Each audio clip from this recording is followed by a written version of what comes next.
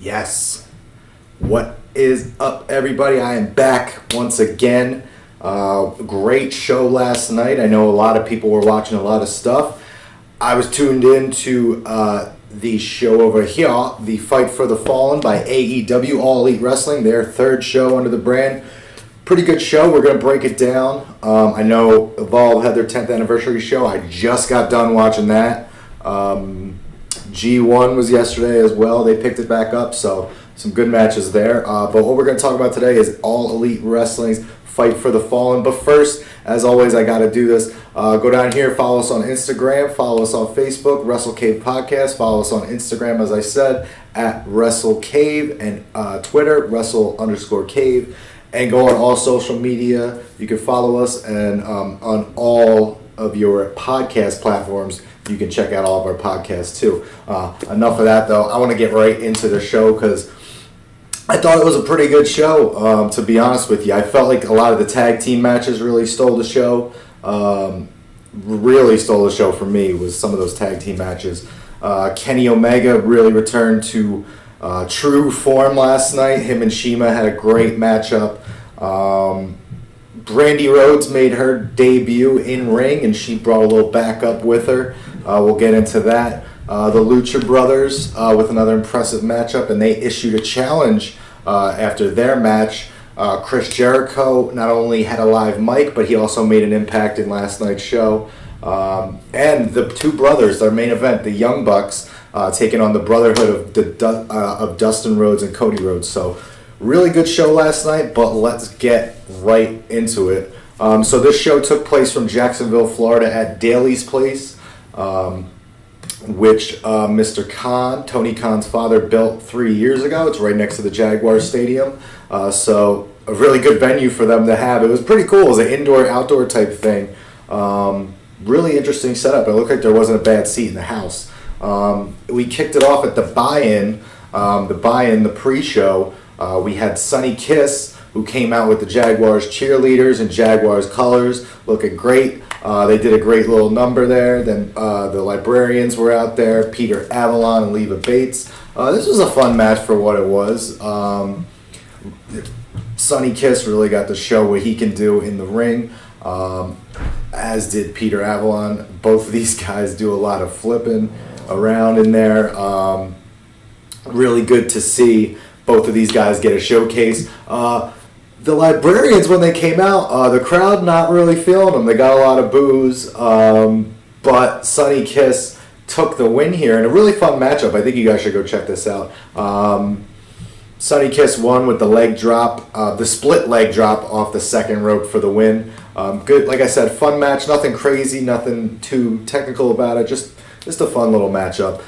Then the next match was supposed to be B. Priestley versus Britt Baker, as you would know from my preview show, but it ended up being a tag team match.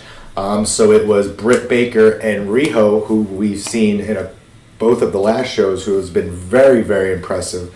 And Riho and Britt Baker were taking on B. Priestley, making her debut, and she looked really great in this one. And Shoko Nakajima, who I'm not very familiar with, but after watching this match, I am now and want to see more and more of it. This is what I like about the AEW women's roster. They keep bringing out new people that you're like, oh, okay, I don't know who this person is. And then once you see them, you're getting pretty invested and you want to see more in them. They have a really talented women's lineup here, and you're going to see it later on in the night too, with a couple of people really making an impact. In the end, it was a fun matchup. I got to be honest with you, I was making dinner while I watched this one because I wanted to have my food ready for the main show, but I did see the beginning and the end, and it seems like they're trying to build up a feud between Britt Baker and B. Priestley. Maybe that's why they made this a tag team match, is they want to save that matchup for down the road. That's probably what I'm thinking here, because they did have a lot of foreshadowing into these two probably are going to have an actual matchup down the road, and I will definitely be looking forward to that after seeing what I saw from this one. In the end, Nakajima would have like a fold-over cover on Riho and get the win for her and B. Priestley. And that would conclude the buy-in.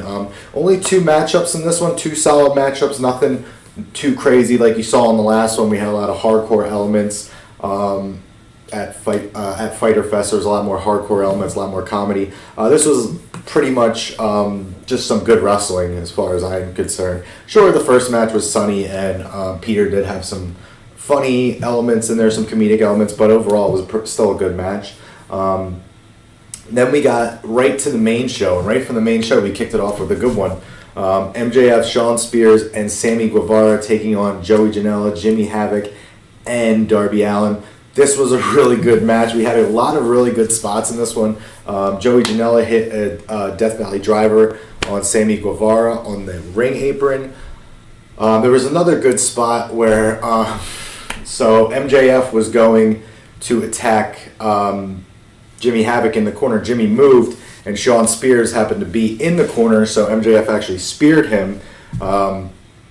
Jimmy Havoc ends up putting Sammy Guevara on the top rope and stepping on top of MJF and Shawn Spears as they're still in the corner, and he does a suplex off of I believe MJF's back. So that was a pretty cool spot. What else did we have? Spears in the end would get the win. I was surprised. There was a lot of what I talked about in the preview show. There was a lot of the MJF and Shawn Spears, like, they were flipping each other off a lot in the match. They didn't want to tag each other in. When they did tag each other in, it was because they kind of had to, or because the other one wanted to get in and kind of slap the other one on the back.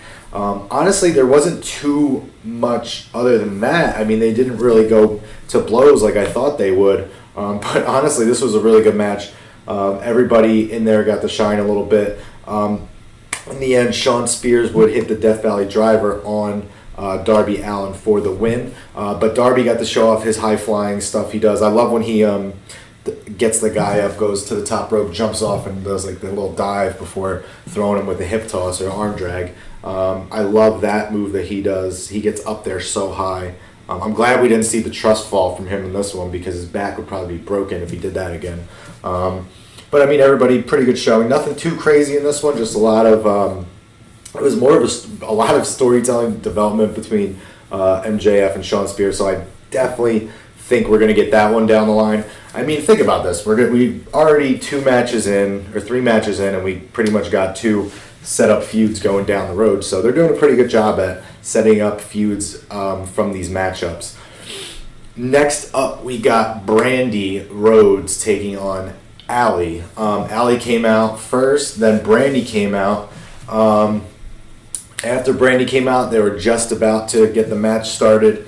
Some music hit, and then Awesome Kong came out.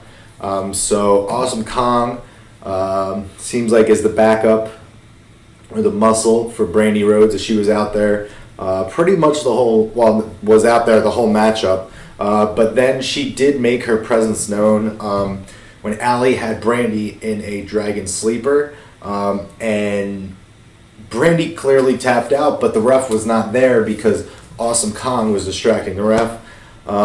This made Allie get up and go try to figure out what was going on with the ref. She turns around and gets speared with the Bionic Spear from Brandy Rhodes. Brandy would hit the 1, 2, 3, get the win for herself. But after the match, this is where things really got interesting.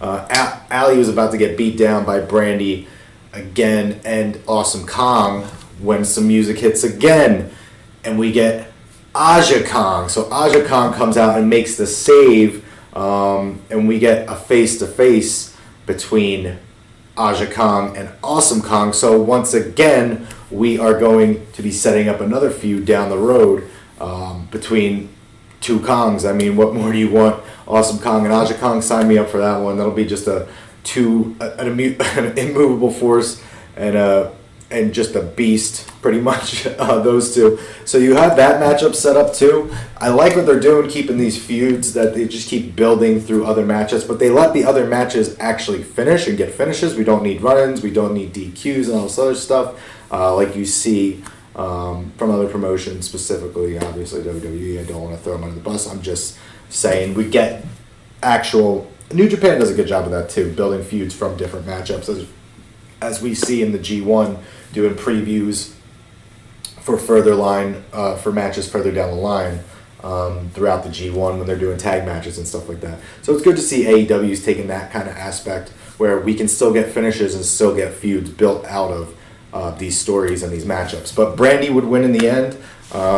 And we move on to a triple threat tag team match. This was, again, I said the tag team matches stole the show for me tonight. This one in particular, we had the Dark Order of Evil Uno and Stu Grayson taking on a boy and his dinosaur, Luchasaurus and Jungle Boy, and they would be taking on Angelico and Jack Evans. And I gotta say, guys, Jack Evans, Angelico, Luchasaurus, and Jungle Boy really held this match down. The crowd didn't really react to the Dark Order until really towards the end of the match. They kind of didn't know how to feel about them throughout. I guess a lot of people aren't familiar with their work as Super Smash Brothers. They do have some very good chemistry with the Young Bucks, so I think once they get in there in more of a one-on-one matchup with someone like the Young Bucks, I think people will really start to get really into them. They just need a little bit of time, I think. There was a lot of good stuff in this one, but I felt the people that really stole the show were Jungle Boy and Luchasaurus. Jungle Boy really flew around the ring for a while there, but he was getting beat down towards the beginning portion of this matchup, and they kind of were trying to build the underdog story, which they eventually did. Luchasaurus would come in and just hit some heavy kicks and strikes. He even hit a standing moonsault. For a guy 6'5", to be able to just do stuff that he's doing is just insane. The Dark Order, what else do we have? Oh, Jungle Boy and Luchasaurus did have this awesome thing where Luchasaurus basically threw this guy into a power bomb. I don't know how the hell they did it. He basically threw him over his shoulders, and Jungle Boy caught him for a power bomb. It was pretty cool. Me explaining it does not do it justice. Just go back and watch it because it was amazing. Go back and watch this match regardless because this match had a lot of stuff I had never seen before, which is something you're going to get, I think, a lot of the time, and especially with guys like Jungle Boy and Luchasaurus and Jack Evans and Angelico are really changing wrestling, changing what you are used to seeing. We had you've seen the assisted 450 from Angelico for Jack Evans. We saw that again, which is always amazing to see that kind of stuff. Jack Evans and Angelico just do things that normal people shouldn't do. So that's why I highly recommend going back and do this. They also hit the Black Tiger Bomb, which is another awesome tag team tandem combination. But in the end, the team that would get the victory was the Dark Order. They hit their finisher called Fatality, and they would get the W. So they will be moving on to All Out to face the Best Friends. And the winner of that match, I guess, will have the first round bye in their tag team tournament for the AEW Tag Team Championships, the inaugural Tag Team Champions. I'm very much looking forward to that. As you see as we go on tonight, we have SCU, we have these three tag teams here. You have Best Friends. Who else do you have? The Young Bucks. Cody and Dustin, if they wanted to stay and be a tag team. There's so many really good tag teams in this division, and I think you're really going to see that on TV. That's what they're pushing. And I think when they go to TV, that's really when you're going to see how good they really have it in the tag team division, and I can't wait for it. But the Dark Order will pick up this one, so they will be heading into All Out to face the Best Friends. So All Out's looking pretty stacked right now, man. I gotta say, we got Mox and Kenny, Jon Moxley versus Kenny Omega. Now we have the Dark Order taking on the Best Friends. Later on in another matchup that's going to get set, you'll see. Is really good. We have Jericho taking on Hangman Page. And I'm sure we're going to get a lot of others. Speaking of Hangman Page, he took on Kip Sabian in this next matchup. And I don't know if it was how quick, fast-paced, and just crazy the match was before it, that triple threat match, but this match the crowd really wasn't too into it for a while. I think at the beginning of the match they were, because Hangman and Kip were really having a good technical match for the first maybe minute and a half, 2 minutes. They were really doing a lot of counters, a lot of arm dragging, counters and stuff like that, hammerlock. But the crowd just kind of got dead for a little bit. And then they finally picked up back when Hangman started getting on a roll. He did the stuff where he does the shooting star press. He does a couple of kicks. In the end, he did hit a swinging neck breaker off the top rope, which was pretty awesome. In the end, he would win with the Deadeye, so he is still on a roll heading in to Fight for the Fallen. So, after the match, one of the Dark Order's minions came out and was in the ring. Because at first we were like, oh, okay, here comes the minions. They're going to attack Hangman Page. But no, only one of them came out. And I instantly was like, oh, this has got to be our guy. This has got to be our guy right here. And I was right. He started beating up Hangman and then eventually would hit a code breaker. And that's when everyone there knew that, okay, it is in fact Chris Jericho. Just flipping my notes here, guys. Don't worry about that. But yes, so we're continuing that, getting set up for that for All Out when those two will battle in an All Elite Wrestling first ever heavyweight championship matchup. Jericho would hit the Judas effect also and leave Hangman bloody. So later on when Jericho comes out, you'll see he's still got the blood on his hands. But the next matchup was another tag team match that stole the freaking show for me. Another tag team match. The Lucha Brothers versus SCU, Scorpio Sky and Frankie Kazarian. Now, Daniels and Kazarian have faced the Lucha Brothers before, but Sky and Kazarian have not as that duo. But it was really awesome to see. There was a nice, fun little moment, which I talked about. There'll probably be some fun moments, but then at the end of the day, they're going to be going fast-paced. And that's exactly what happened. It's exactly what I talked about. At the beginning, there was this fun little moment between Scorpio Sky and Pentagon, when Pentagon's doing his little walk thing that he does, his weird little walk. He does the Zero Miedo, pushes him and pushes it right in Scorpio Sky's face. He backs up. But then Scorpio Sky would give the SCU, push him back. Then they do the little spot where Pentagon takes his glove off, tosses it. The ref dropped it at first, and she got booed. But then Pentagon going, oh, no, and he did it again, and she caught it, and the crowd went crazy. And then they really got into a chop fest and a strike fest with each other. Scorpio Sky again showed off his athleticism in this one. I'm trying to think of all the moves they did. I mean, they did a lot of stuff in this matchup, as you would expect from both of them, from both these teams. There was a nice assisted DDT that Scorpio Sky and Frankie Kazarian hit on Phoenix. A couple really awesome DDTs in this one from that team. In the end, though, Pentagon would hit a Canadian Destroyer that only got a 2. Then immediately they would pick him up for a package pile driver and the stomp combination with Phoenix coming off the top rope and hit the 1, 2, 3. After the match, this is where it gets interesting. They go to the top, as you see over here. They climb on a ladder. They go get a ladder, first of all. They set it up in the middle of the ring, and they climb up to the top of it. They grab a microphone. They're talking in English and Spanish back and forth, but basically they said they are the best tag team in the entire world. The Lucha Brothers are the top tag team in the entire world.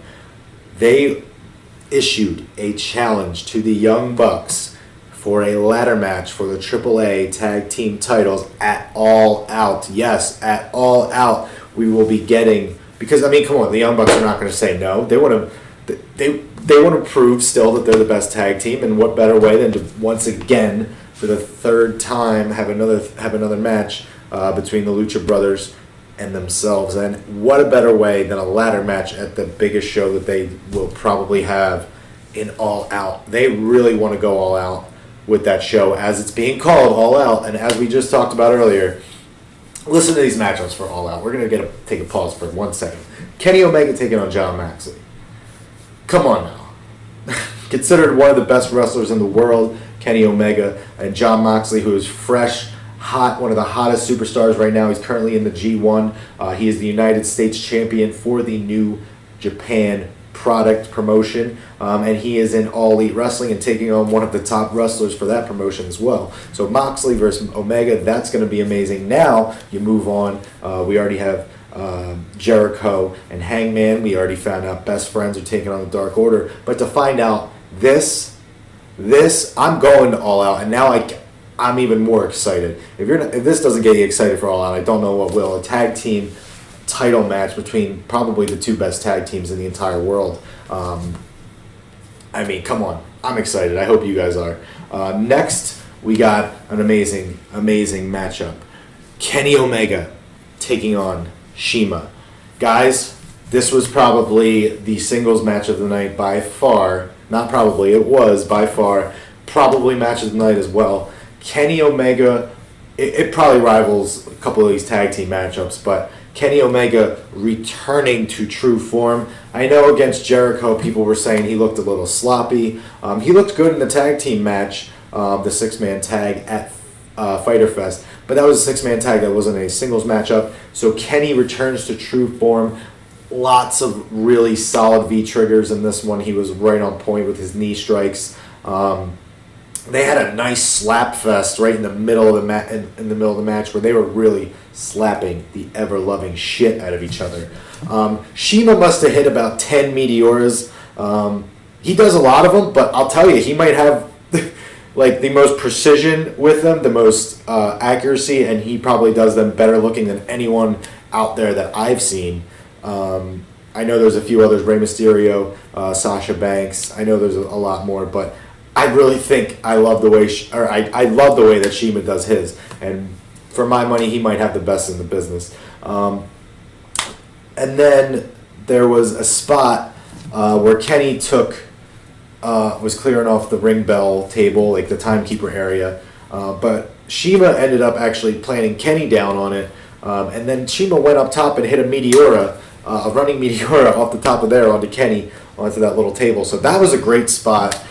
In the end, Kenny did hit a really, really awesome Tiger Driver 98. And JR made a nice comment that he said he'll kick out of that no matter what year it is, 98 and 99. But that was really awesome. In the end, though, Kenny would win with the one winged angel. And Kenny really returned to true form in this one, man. He's really crisp, solid. You see he's got the wind. He was selling that nose again. I don't know if he actually did get hit in the nose, but he was selling his nose throughout a large portion of this matchup. Possibly going back to really selling the Judas effect from Jericho. But in the end, Kenny Omega would get the victory. So he has his first singles victory in All Elite Wrestling. Next up, Jericho. There are no Jericho wannabes. There is only one Jericho. Yes, I want to be a Jericho-holic. I am a Jericho-holic. And Jericho came out with a microphone this time with his music, had his jacket on, his hat, his scarves, everything came out, basically berating the fans, getting them to boo him, saying he's going to get his thank you one way or another, whether he has to beat it out of the whole roster, he's going to get it. And then he called Hangman Page a little bitch. And that would prompt Hangman to come out and attack Chris Jericho. Referees and wrestlers would come out and separate the two. Again, Jericho still had Hangman's blood on his hands from earlier in the match. Hangman came out, still had some blood, and then a nice shiner under his eye from earlier in the night. But again, really keeping this feud going as we set up going into All Out. That way we keep it hot. We're not sitting around waiting. They haven't had a matchup or anything. They have had some interaction, so you gotta leave a little taste in people's mouth, and that's exactly what they're doing going into All Out. So I don't know about you guys, but I really enjoyed that matchup. I thought it was probably the match of the night. For singles matches, Kenny Omega and Shima tore the house down, and they definitely got Kenny Omega returning to true form. So as I said, Jericho came out and did his spiel. We had Shima and Omega. We had the Lucha Brothers and SCU. But the main event, the brothers, the Brotherhood, Cody and Dustin Rhodes taking on the brothers, the Young Bucks, Nick and Matt Jackson. As I talked about in our preview, we did get exactly a little bit of what I talked about, but we got some stuff I didn't expect to see. So the Young Bucks are or Cody and Dustin are less is more, and Nick and Matt are more is more, where they do a lot, where Cody and Dustin do a little, and it's effective, just as effective as what the Young Bucks do. But in this one, the Bucks again mocked the hug between Cody and Dustin at the last pay-per-view. I'm sorry, Double or Nothing. Cody did a nice job of keeping up with the Young Bucks. He had a nice dive over the top rope to the outside onto one of the Bucks onto the stage. Dustin had a nice top rope cross body that he did. Even Cody, I believe, had a moonsault kind of combination off the top rope. So they were really keeping up with the Bucks throughout this matchup. Towards the end, it got really cool, really fun. When these guys would steal each other's moves a little bit. So that we had some dueling figure fours and dueling sharpshooters in this matchup. And then when it got really cool, the Young Bucks went down and did the uppercuts that the Rhodes typically do. So the Rhodes brothers came back and did the super kicks that the Young Bucks typically do. Nick would actually hit a crossroads on Cody for the 2. He would kick out. But in the end, the Young Bucks would hit the Meltzer driver on Cody for the 1, 2, 3, and the Young Bucks would continue their hot start in All Elite Wrestling, because that would be, I believe, 3 straight wins for the Young Bucks. So they are on a hot pace heading into possibly a ladder match with the Lucha Brothers for those AAA Tag Team Championships. I don't know. We'll see. I think I can confidently say the Young Bucks are going to accept that offer. Overall, this was a good matchup. Wasn't crazy. Wasn't match of the night worthy for me. I definitely think Lucha Brothers SCU, Omega and Shima, and the 3-way tag team matches were all really good. As was this one. I think if you watch this show, you can agree with me that this was a very good show.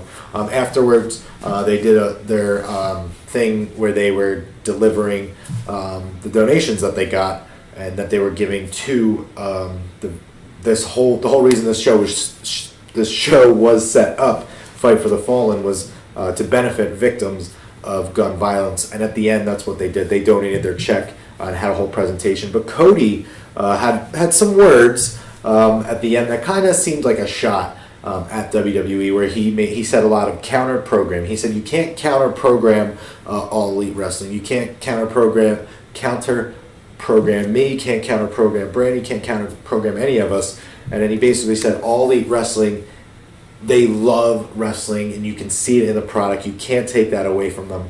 And then he said, when we go to TNT, who is coming with us? And the crowd went crazy, as if to say, F yeah, we are all coming with you. We can't wait to go to TNT and start. Oh, I can't wait till we start it either. I can't wait till they start in the fall on TNT to weekly programming. But we have one more pay-per-view coming up, All Out. So let's talk about All Out for a quick minute. We've already talked about Omega taking on Jon Moxley. We've already talked about... it looks like we're going to get quite a few matchups here. I mean, we could have Shawn Spears, MJF. We could have Shawn Spears taking on Cody Rhodes. We could have Aja Kong and Awesome Kong. We could have B. Priestley and Britt Baker.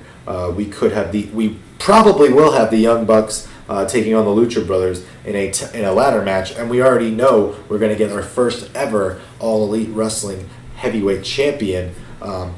It's either going to be Chris Jericho or it's going to be the Hangman, Adam Page.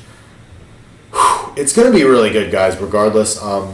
I will be in Chicago or Hoffman Estates, wherever. I will actually be staying pretty much like 5 minutes from the arena that this is going to take place. If you guys are going to be in Chicago, I know Meredith already reached out. She's going to be in Chicago. We're going to see her out there. I will be there. Let me know if you guys will be there as well. We'll try to get a night where we all get together and go out and party. But I just want to know what your guys' thoughts of the whole show was. Please leave a comment below, hit like, hit subscribe. Don't forget to subscribe. Don't forget to go down here and hit up all of our social media. Tonight we have WWE Extreme Rules. If you want to know my picks for that one, you can go check out our WWE Extreme Rules preview and prediction show. Just go out of this and go check out that one. Pretty simple. Let me know what you guys think of that. Let me know. We will definitely have an Extreme Rules recap for you tomorrow. Maybe I'll throw in Evolve with that as well, since I did get a chance to watch that. I wasn't sure if I was going to. So maybe tomorrow I'll have Evolve in there with the Extreme Rules preview. So definitely want to check that out. You definitely want to hit subscribe and hit the notify bell if you want to know when I'm going to go live on all this stuff, or else you're just going to have to hope and wait, and then just go on our YouTube and hope that I made one, because otherwise you won't know. So hit subscribe down low. Let me know what you guys think. I am definitely going to head out of here. I'm going to go today. If you guys are going to Extreme Rules, come find us in the parking lot. You'll see us, or just go in our Facebook group and try to find us. We will be there. We will be partying, tailgating Extreme Rules tonight. So if you are going to be there, come find us. We're going to be on the side towards Broad Street, the side of the Wells Fargo lot towards Broad Street. That's usually where we're hanging out. We've done these tailgates quite a few times. We did it for a Raw show last year. We did it for Extreme Rules a couple of years ago. Did it for the Rumble. So we do it quite often. Anytime we got it in our fair city of Philadelphia. Also, go into our group and check out a lot of the members. Were at the Evolve 10th anniversary show last night. Some awesome videos from Yasmin and some of the other members taking pictures with Tommaso and Johnny and Adam. You name it, they were all there. Heyman made an appearance, so I'll definitely throw that in. Hell of a match between JD Drake and Austin Theory. So I'll tease that for a little bit for tomorrow. If you guys want to go check that out, I'm going to leave you guys now. I am going to go take my dog on a great day, because it's so nice outside and I don't want to sit inside all day. And then we're going to go party for Extreme Rules. So I hope to see some of you there. If not, I will see you in Chicago. But either way, I will see you tomorrow on our YouTube. All right.